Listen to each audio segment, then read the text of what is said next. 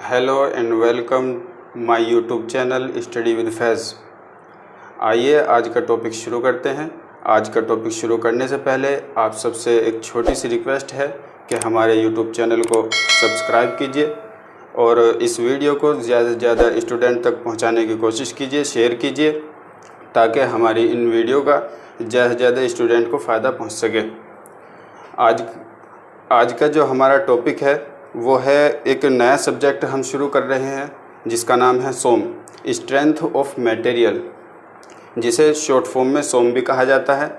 और आज इसी को हम शुरू करने वाले हैं, जिसमें हम सबसे पहले जानेंगे कि सोम होता क्या है, सोम हम पढ़ते क्यों हैं और सोम के अंदर पढ़ा क्या जाता है। तो सबसे पहले सोम जो है ये हमारा आया है मैकेनिक्स से। तो सोम से जानने से पहले हमें मैकेनिक्स के बारे में थोड़ा सा जानना ज़रूरी है, तो इसलिए हम शुरू में लिख लेते हैं पहले एक मैकेनिक्स की छोटी सी डेफिनेशन। ये है मैकेनिक्स की एक छोटी सी डेफिनेशन।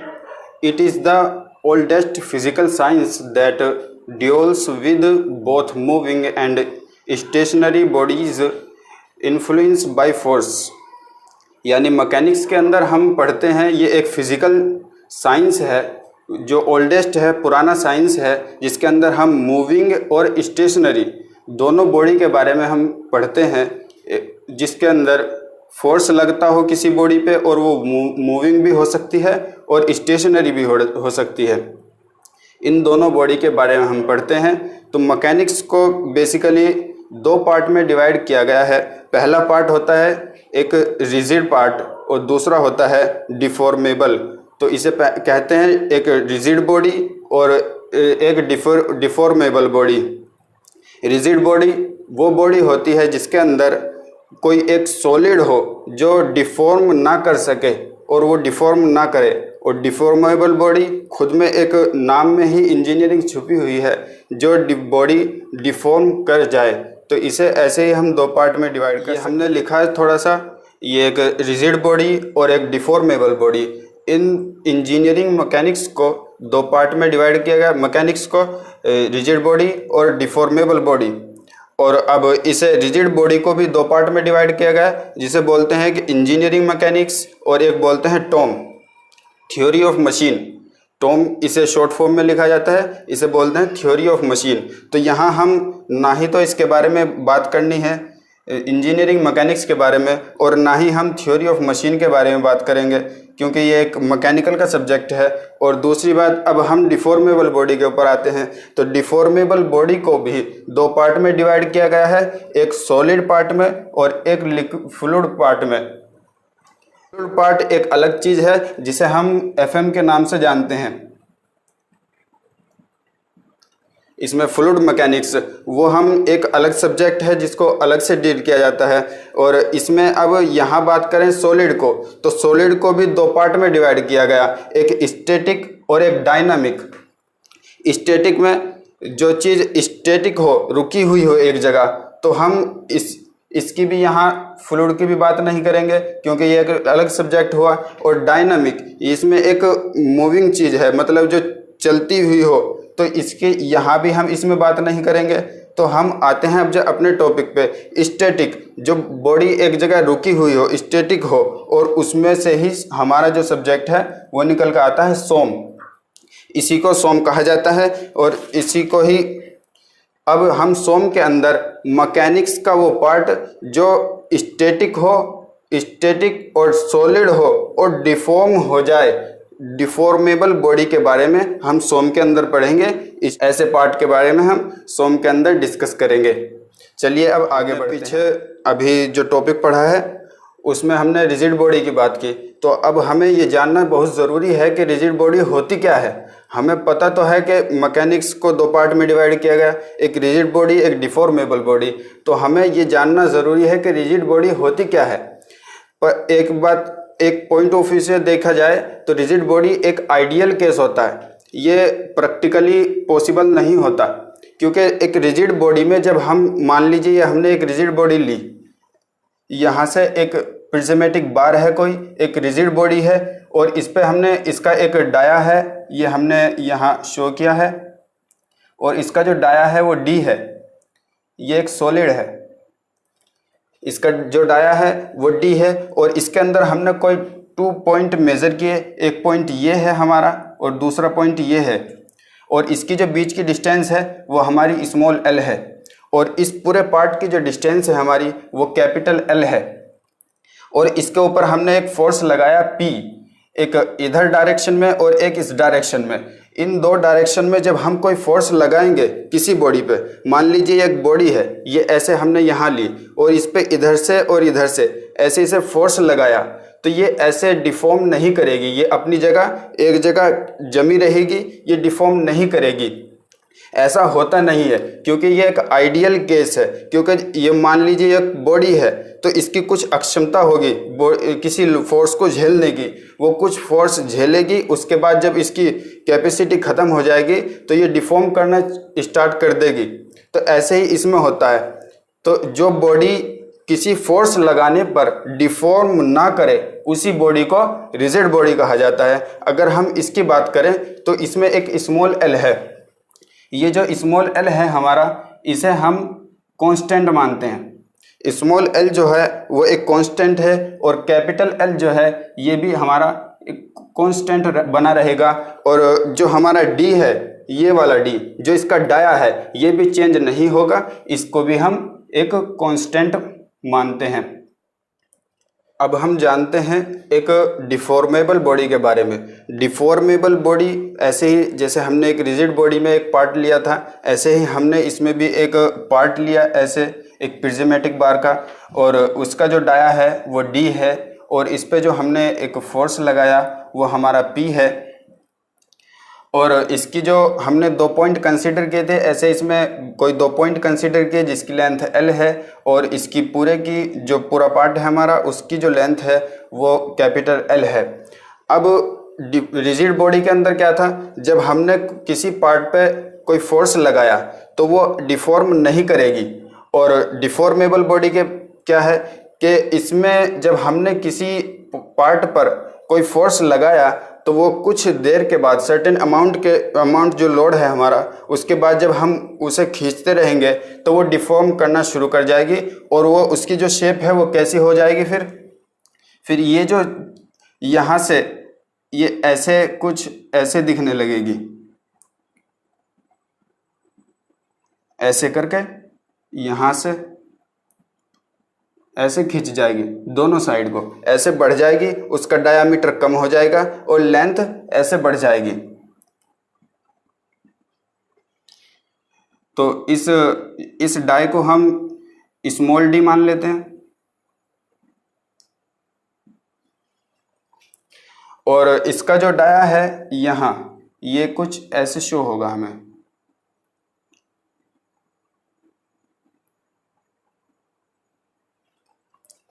तो डिफॉर्मेबल बॉडी के अंदर क्या है कि अब ये हमारी जो लेंथ थी, अब ये जो 2 पॉइंट थे, जैसे ही हमारी बॉडी खींची तो ये पॉइंट अपनी जगह से हटकर कहीं यहाँ आ जाएंगे, और ये वाला जो पॉइंट है ये यहाँ से हटकर यहाँ आ जाएगा।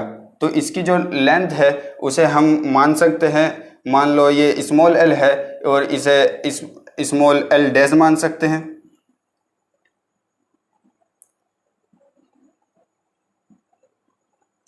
ये लेंथ जो हुई हमारी स्मॉल एल डैश हुई, और ऐसे ही ये कैपिटल एल थी, और ये वाली जो लेंथ है हमारी यहाँ, ये लेंथ भी इसकी बढ़ जाएगी थोड़ी सी, और इस लेंथ को हम लिखेंगे L F is equal L plus delta L.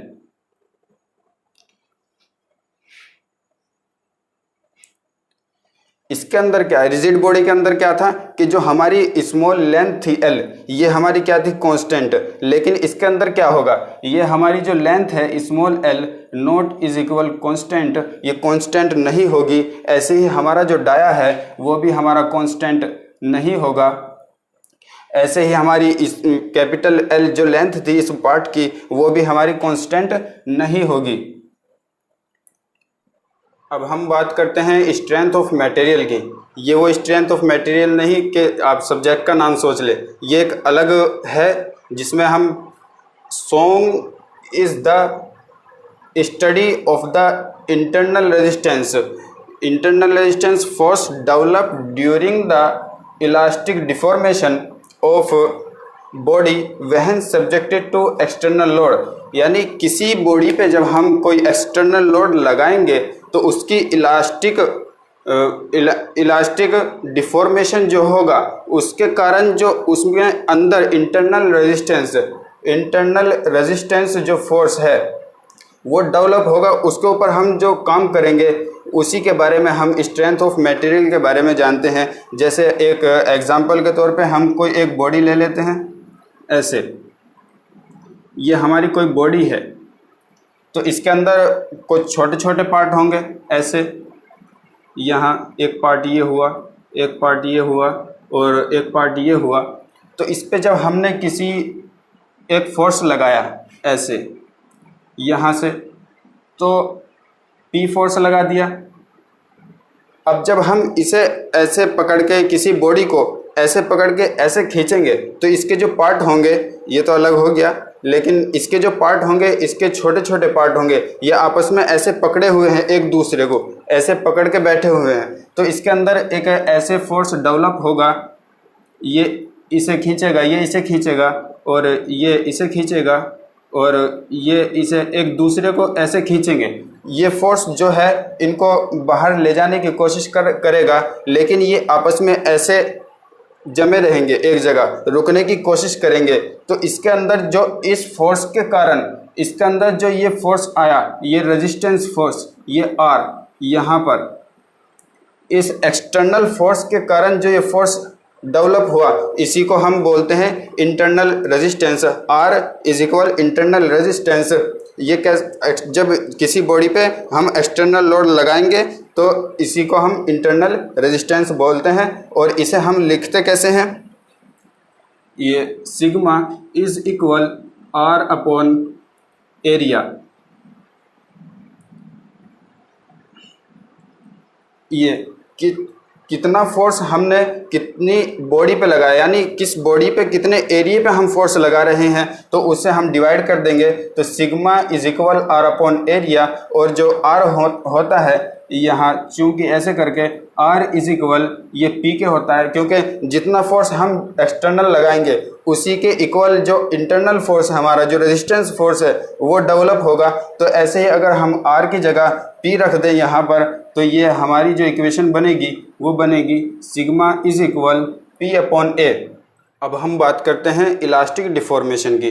Elastic deformation होता क्या है, ऐसे ही हमने टॉपिक भी ये लिखा, वह है इलास्टिक डिफॉर्मेशन। इलास्टिक डिफॉर्मेशन होता क्या है, इलास्टिक डिफॉर्मेशन एक, इसके अंदर हमने पहला ही पॉइंट जो लिखा है वो है रिकवरेबल डिफॉर्मेशन।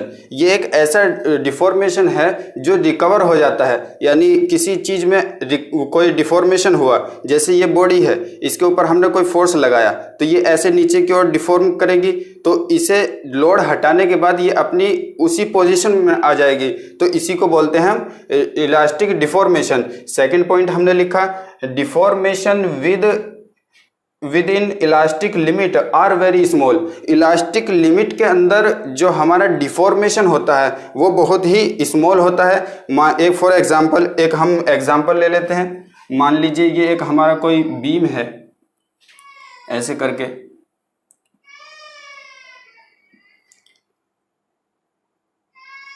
ये एक बीम है, इसकी दो सपोर्ट हैं। ये यहाँ आप जानते भी होंगे, ये एक रोलर सपोर्ट है, ये एक हिंज सपोर्ट है। इसके बारे में आगे हम पढ़ेंगे। ये रोलर सपोर्ट क्यों दी जाती है, कैसे दी जाती है, किस कारण से आती है। ऐसे ही हमने यहाँ एक इसके ऊपर एक फोर्स लगाया, लोड यहाँ P, तो इसका जो डिफॉर्मेशन होगा वो वेरी स्मॉल, बहुत ही छोटा होगा, ऐसे करके।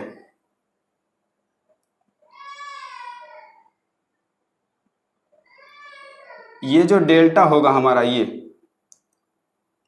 ये बहुत ही छोटा होगा। और अगर हम ऐसे ही दूसरा एक और एग्जांपल लें, ऐसे यहाँ ये एक बीम है,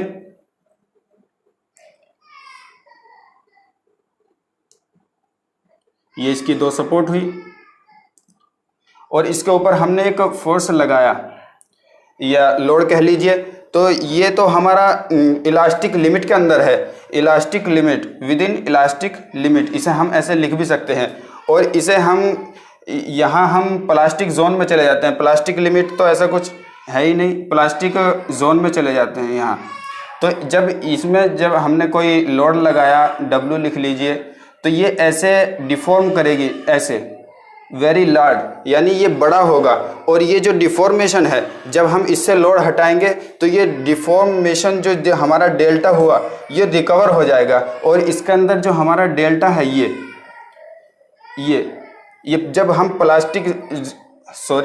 ये इलास्टिक लिख दिया, यहाँ प्लास्टिक जोन है, ये जो डेल्टा है ये रिकवर नहीं होगा, इसी को बोला जाता है प्लास्टिक जोन है। हम सिर्फ इसे छोड़ करके हम यहाँ इसे ज़्यादातर इसे ही डिस्कस करते हैं, क्योंकि हम एक सोम पढ़ रहे हैं। तो इलास्टिक लिमिट के बारे में हम जान गए, इलास्टिक डिफॉर्मेशन, इलास्टिक लिमिट के बारे में जब स्ट्रेस स्ट्रेन डायग्राम हम पढ़ेंगे आगे चल करके, उसमें भी बताऊँगा। ऐसे ही आज का टॉपिक जो है हम यहीं पर ख़त्म करते हैं। Thank you for watching this video.